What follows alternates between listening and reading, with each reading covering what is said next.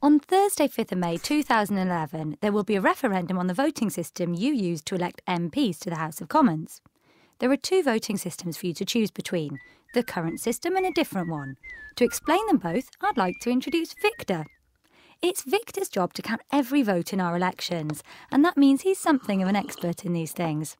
Ready to do some explaining, Victor? Great. So there are two systems to choose from, Firstpastthepost and alternative vote. Let's get started, shall we? Firstpastthepost is the system we currently use in UK general elections. Here's how it works.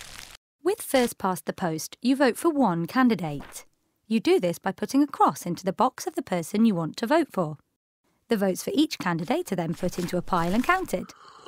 When the counting is finished, the candidate with the most votes wins. A candidate doesn't need to get a minimum number of votes. To win, they only need more votes than any other candidate. Thank you, Victor. The alternative vote system is different to the way we currently vote in UK general elections.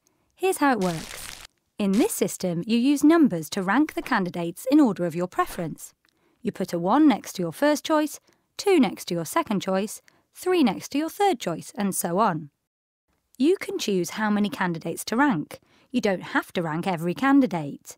As long as you rank at least one, your vote will be counted. The number 1 votes for each candidate are then put into a pile and counted. When the counting is finished, if a candidate has received more than half the number 1 votes, that candidate wins, and there is no further counting. But if no candidate has received more than half the number 1 votes, it means there will be at least one more round of counting. So, since no one has enough votes in our example, Victor can start round 2.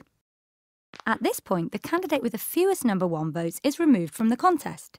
In this case, candidate D. Each ballot paper in candidate D's pile is then looked at again. If the ballot paper shows a number 2 vote for another candidate, it is added to that candidate's pile. For example, this ballot paper shows a number 1 vote for candidate D and a number 2 vote for candidate B. So, it will be moved to candidate B's pile. If a ballot paper does not show a number 2 vote, it is no longer used. If a candidate has received more than half of the remaining votes, that candidate has won and the counting stops. But in this case, there is still no candidate with more than half of the remaining votes, so another round of counting is needed. Away you go, Victor! Again, the candidate with the fewest votes is taken out of the contest. This time, it's candidate C. Each ballot paper on candidate C's pile is looked at again to see if any of the remaining candidates are ranked. If so, the ballot paper is moved to the pile of the candidate ranked highest on that ballot paper. If none of the remaining candidates are ranked, the ballot paper is no longer used. We have a winner.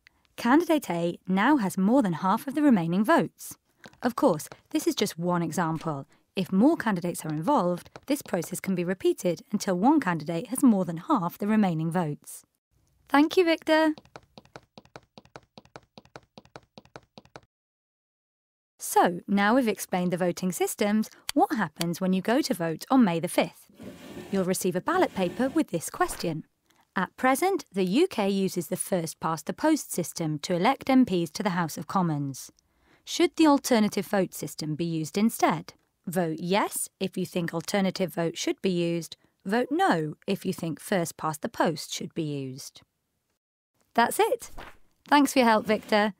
For more information on voting, visit aboutmyvote.co.uk. Thanks for watching.